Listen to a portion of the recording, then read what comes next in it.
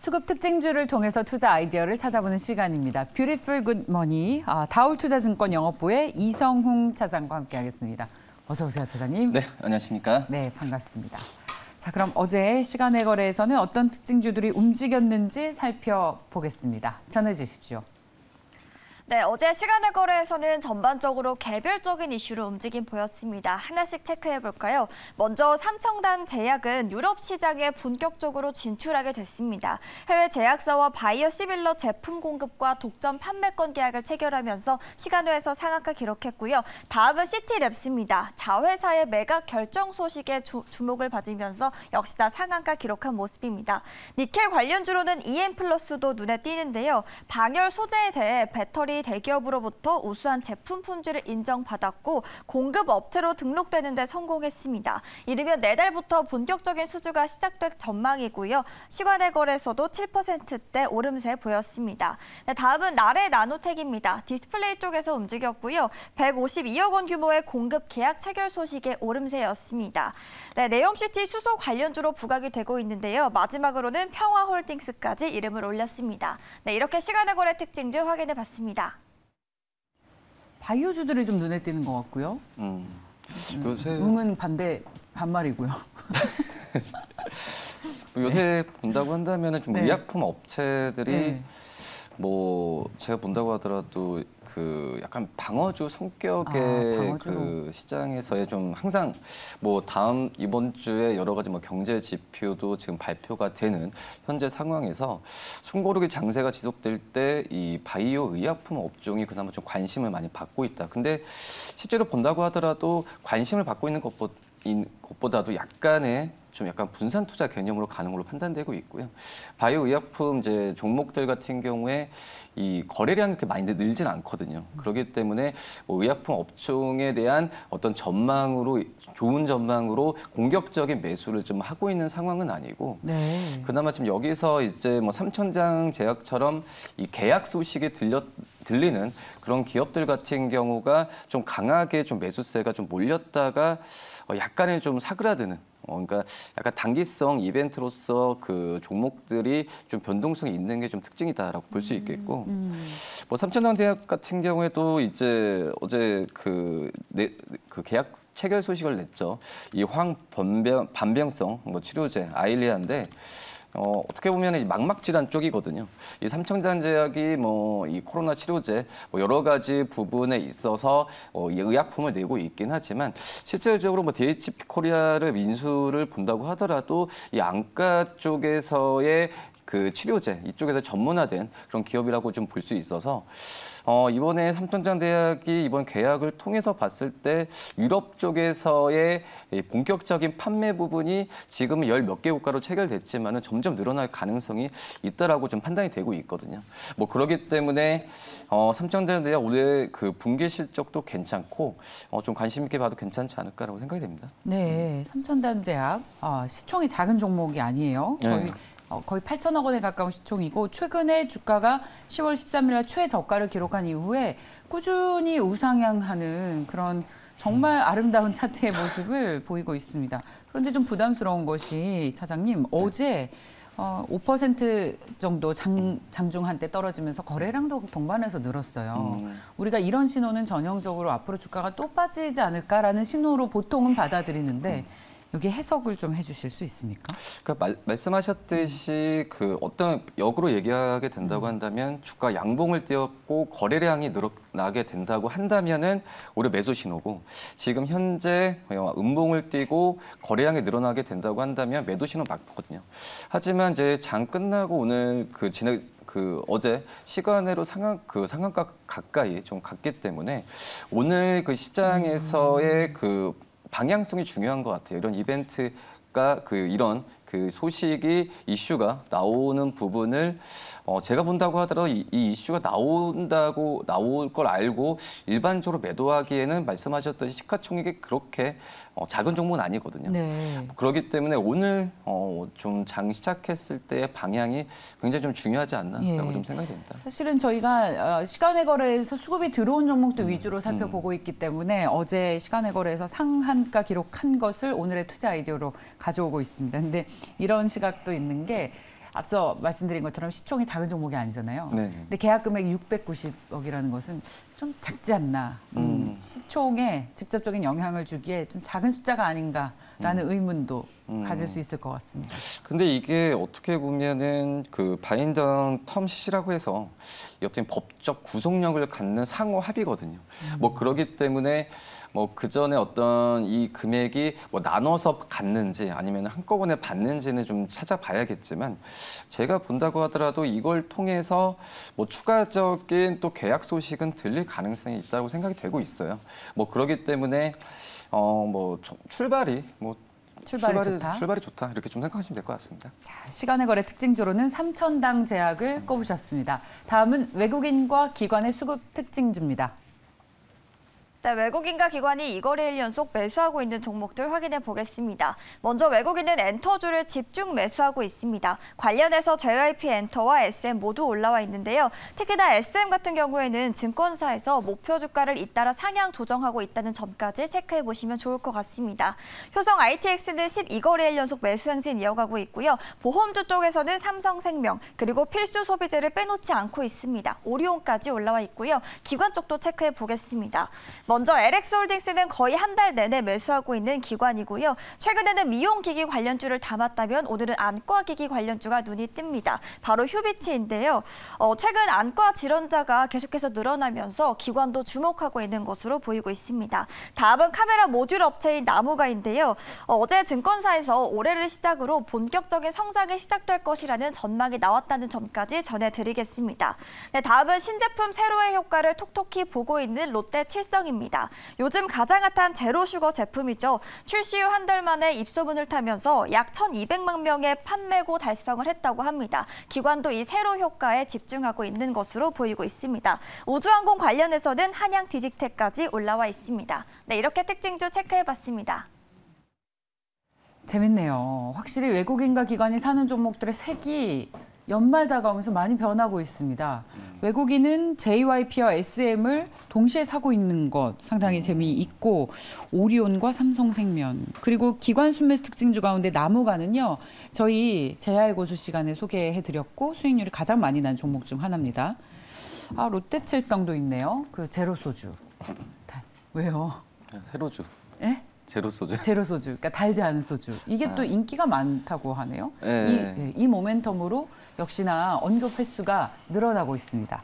자 그렇다면 저희 이성웅 차장께서 외국인 순매수 특징주 어떤 걸 꼽으셨는지 마침 저희가 짜지 않았는데 SM이네요. 네. 우선은 뭐 JYP 엔터, SM 네. 이 종목을 외국인들이 많이 사고 있는데 예. 이 엔터주들에 대한 관심이 좀 많이 높은 현재 상황이고 뭐 중국 쪽에서 지금 이제 시위나 여러 가지 열리는 걸 본다고 하더라도 중국의 뭐 제로 코로나 정책에 대한 부분이 완화되는 게 빨리 다가왔다라고 좀 생각이 되고 있고요. 특히 이제 엔터 업체들 같은 경우에는 엔터 4사가 있잖아요. SM, JYP 그리고 하이브 YG가 있는데 뭐 그중에서 이 외국인들이 가장 많이 사는 이제 JYP 엔터 같은 경우가 저는 개인적으로 중장기적으로 가장 유망하다고 보고 있어요. 왜냐하면은 이 본업이라고 할 수 있겠죠. 음원, 음반, 또 이제 오프라인 공연 같은 이런 쪽에서의 실적 부분이 눈에 띄게 나타나는 상황이고 나머지 3사 중에서 어떻게 보면 YG 같은 경우가 이제 블랙핑크의 의존도가 크죠. 그렇기 때문에 블랙핑크가 뭐 컴백을 하거나 어떤 새로운 뭐 신보를 냈을 때 그 이후의 모멘텀이 좀 부족한 게 사실이에요. 뭐 빨리 와야 어떤 YG 같은 경우에도 이 주가적인 측면에서 좀 부양을 할 수가 있고, 뭐 하이브 같은 경우에는 뭐 BTS에 대한 부분 때문에 약간의 이벤트성이 좀 완화가 됐기는 했지만 여러 신사업에 좀 진출하는 부분에 있어서는 좀 비용적인 측면도 좀 부담이 되고, 이제 마지막으로 지금 제가 SM을 좀 가장 좀 관심 있게 보는 부분이 SM 같은 경우에도 어떤 주주에 대한 문제 그리고 어떤 자회사에 대한 뭐 비용적인 로열티 이런 측면 같은 경우가 시장에서 좀 많이 우려스러웠는데 라이크 계획이 12월 말로 계약이 종료가 되거든요. 뭐 그러기 때문에 뭐 로열티 부분과 뭐 비용적인 측면에서 봤을 때는 그 완화된다는 이런 좀 호재성 이슈가 있기 때문에 앞서서 말씀드렸던 JYP 엔터를 중장기적으로 가져가야 된다고 한다면 단기적으로 봤을 때는 SM이 오히려 좀 매수하기가 좀 수익을 좀 내기가 좀 편하지 않나라고 좀 생각이 되고 있고요. 특히 좀 SM 같은 경우에는 뭐 우리나라 어떤 팬덤에 대한 가장 그 역사가 깊은 기업이잖아요. 그렇기 때문에 SM이 역사가 깊기 때문에 좋다라는 것보다도 그걸 통한 노하우 측면에서 봤을 때는 시장에서도 이제 SM을 좀 가장 좀 그 어떤 사업적인, 그러니까 일반적인 아티스트들과 그리고 그거 연결된 사업 쪽에서는 가장 좀 매끄럽게 하는 게 바로 이제 SM이다라는 의견이 많거든요. 네. 뭐 그렇기 때문에 좀 SM을 단기적으로 봤을 때는 JYP도 좋지만 SM은 오히려 좀 매수 관점으로 접근해도 괜찮지 않을까라고 좀 생각이 되고 있고요. 네. 그렇다고 이제 자회사 쪽 뭐 드림메이커 그리고 뭐 BLC, 뭐 드림메이커는 콘서트 뭐 대행이고 그리고 BLC는 온라인 송출 쪽인데 이 자회사와의 이 협업에 대한 어떤 시너지 효과는 분명히 나올 가능성이 좀 크지 않을까라고 좀 생각이 되고 있고요. 그다음에 이제 뭐 기관 쪽 같은 경우에는 역시 뭐 롯데칠성에 대한 관심이 좀 큰데. 바로 넘어갑니까? 아니, 무슨 말? 질문해도 괜찮습니까? 네. SM은 본업도 본업이지만 다른 엔터 회사들과 다른 것은 어디가 이 지분을 사갈 거냐. M&A 그렇죠. 이슈가 그거 모르시면 어떡해요. 아니 그게 아니고요. 근데 그게 M&A 이슈가 네. SM의 주가는 저희 오히려 지금 안 좋게 좀 생각을 하고 있거든요. 그러세요? 네, 왜냐하면 이제 변동성에 그래서 제가 아까 서두에 말씀을 드렸다시피 JYP 엔터가 가장 좀 깔끔한 게 이런 그 단기성 이벤트가 없다는 거거든요. 없죠. 예. 그래서 지금 이제 라이크 계획이나 계약이 종료됐던 부분에 있어서 뭐 주주나 뭐 이런 부분에 있어서 저는 오히려 이런 게 좀 뭐 누가 산다 안 산다 이런 얘기 아예 안 나와야 된다고 생각이 되고 있거든요. 아, 그렇군요. 예, 그래야 어떤 매매 관점에서 중장기 투자가 하기에 좀 편하지 않을까라고 좀 생각이 됩니다. 오히려 이제 M&A 이슈에 만약에 노출이 되면 이거는 그야말로 얻어 걸리는 이슈가 될 텐데 그럼 주가가 상방으로 튈 수도 있고 아닐 수도 있고 근데 이런 재료를 기다리면서 사는 것은 불확실성을 오히려 가중시키는 것이다. 그리고 오히려 네. 오히려 뭐 최근에 뭐 아랍사우디 진출 얘기했었잖아요. 맞아요. 이런 이슈면 괜찮은데 뭐 이런 M&A 이슈는 이거는 좀 그런 것 같아요. 예. 네, 자 롯데칠성으로 빠르게 이어가겠습니다. 뭐 롯데칠성도 주가가 지금 밑에서 좀 반등을 하고 있는데. 네. 우려감이 많았어요. 롯데칠성 같은 경우에도 이 하반기 때 실적이 부진할 거라는 좀 의견이 많았었거든요. 그러면서 주가가 굉장히 올해 5월, 6월부터 주가가 많이 좀 떨어진 상태라고 좀 볼 수 있겠는데, 뭐 실질적으로 본다고 하더라도 뭐 음료 쪽은 약간의 좀 우려 그 매출액이 폭발적으로 증가를 하진 않지만은 주류 쪽 같은 경우가 선전을 지금 많이 하고 있거든요. 근데 뭐 서두에 저희가 좀 얘기했다시피 뭐 세로주 같은 부분 같은 경우에는 지금 월 뭐 판매액이나 이런 부분을 목표치를 지금 넘어선 상태다라고 볼 수 있겠고 이제 시작인 것 같아요. 뭐 식당을 가서 이제 뭐 세로주를 찾으신 분도 있고 지금 편의점과 이 어떤 식당 쪽에서의 입점을 하는 지금 초반 시기거든요. 뭐 그렇기 때문에 이거에 대한 매출액은 기존의 목표치 이상으로 내년은 더 잡을 가능성이 크지 않을까라고 좀 생각이 되고 있고. 네. 이제 올해 초였나요? 작년에 이 롯데칠성의 주류 쪽 공장을 통폐합하면서 뭐 비용적인 측면이나 일원화에 대한 부분도 시장에서 좀 굉장히 평가받거든요. 그렇기 때문에 어떤 롯데칠성의 좀 재무적인 부분은 내년에는 더 괜찮지 않을까. 내년은 3천억 이상은 영업이익은 충분히 그렇군요. 시장 컨센서스 나온 거 이상으로 되지 않을까라고 좀 생각이 됩니다. 네, 그야말로 신제품 효과를 톡톡히 누리고 있네요. 새로운 소주, 당이 낮고 칼로리도 낮고 이런 요즘 트렌드에도 부합을 하고 있는 것 같습니다.